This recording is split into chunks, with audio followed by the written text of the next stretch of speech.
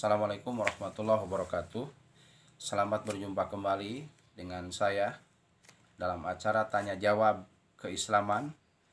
Kali ini saya akan membahas beberapa pertanyaan yang masuk, di antaranya dari hamba Allah di Wanayasa. Pertanyaannya, Ustadz tolong terangkan tahun kelahiran dan wafat Imam Madhab Fikih yang 4 beserta kitabnya.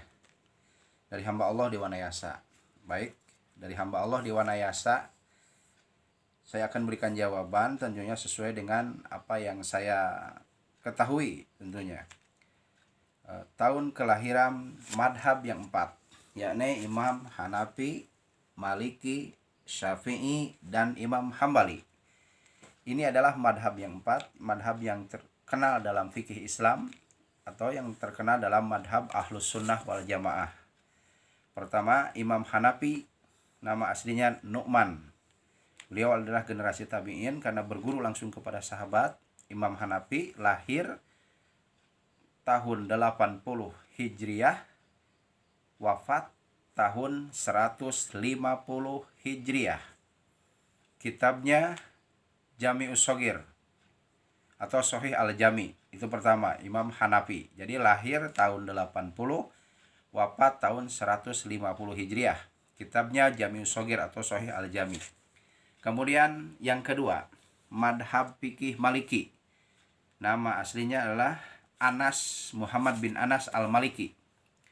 Beliau lahir tahun 93 Hijriah, wafat tahun 170 Hijriah.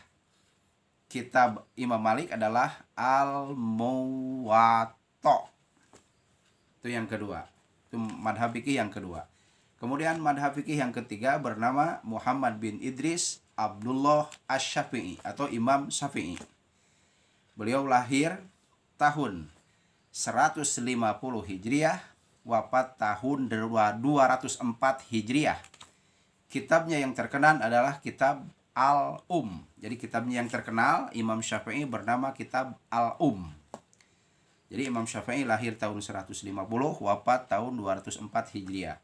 Jadi ketika Imam Hanafi wafat tahun 150, Imam Syafi'i baru lahir. Maka kata para ulama, matal imam, wuridal imam. Meninggal imam yang satu digantikan oleh calon imam madhab yang berikutnya. Meninggal Imam Hanafi digantikan oleh Imam Asy-Syafi'i. Ya. Kitabnya Al-Um ya. Kemudian yang keempat adalah Imam Ahmad bin Hambal bin Hilal. Beliau adalah murid Imam Asy-Syafi'i ya. Wafat tahun 241 Hijriah. Wafatnya hari Jumat tanggal 12 Rabiul Awal, dimakamkan di Baghdad, Irak. Ya. Imam Ahmad itu salah seorang murid Imam Asy-Syafi'i. Jadi yang 4 ini semuanya Ahlus Sunnah wal Jamaah. Jadi Imam Ahmad adalah murid Imam Asy-Syafi'i. Imam Asy-Syafi'i muridnya Imam Malik. Imam Malik muridnya Imam Hanafi. Jadi tidak mungkin bisa bertemu berempat.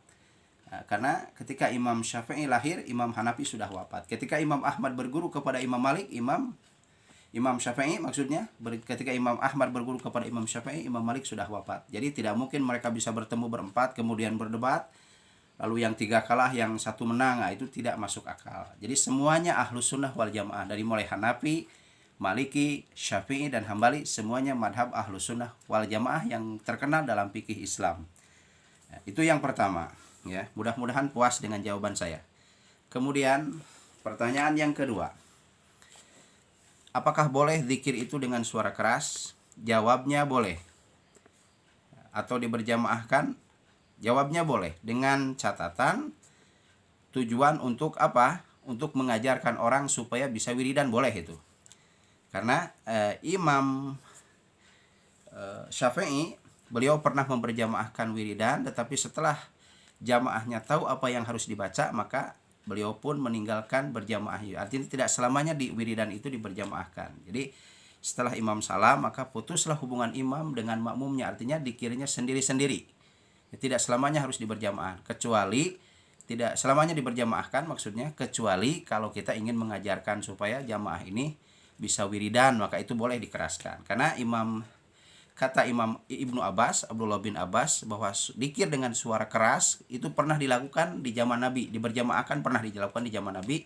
Tujuannya apa? Lita limil ilmi, supaya mengajarkan ilmu. Rasulullah mengajarkan bahwa setelah sholat itu ini yang dibaca subhanallah 33 kali dan lain-lain seterusnya, kemudian berdoa. Nah, setelah jamaah tahu apa yang harus dibaca, maka tidak selamanya diberjamaahkan. Artinya ketika sudah selesai sholat, paroku bainal imam wal makmum, putuslah hubungan makmum dengan imamnya. Artinya dikirnya sendiri-sendiri, tidak diberjamaahkan selamanya.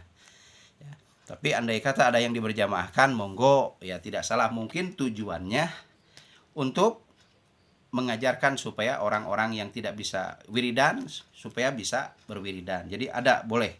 Ya, Bapak bisa lihat dalam kitab Syarah Sahih Bukhari, ya, dalam kitab Fathul Bari, di situ ada penjelasan. Jadi Nabi Muhammad mengajar, dikeraskan dikirnya itu lita limil ilmi, untuk mengajarkan ilmu. Nah, setelah jamaahnya tahu apa yang harus dibaca, maka dikir itu pun sendiri-sendiri. Silahkan buka dalam kitab Fathul Bari, Syarah Sahih Bukhari karangan Ibnu Hajar Al Asqalani, atau dalam Syarah Sahih Muslim karangan Imam An-Nawawi. Di situ ada komentarnya, dijelaskan ya tentang hadis itu.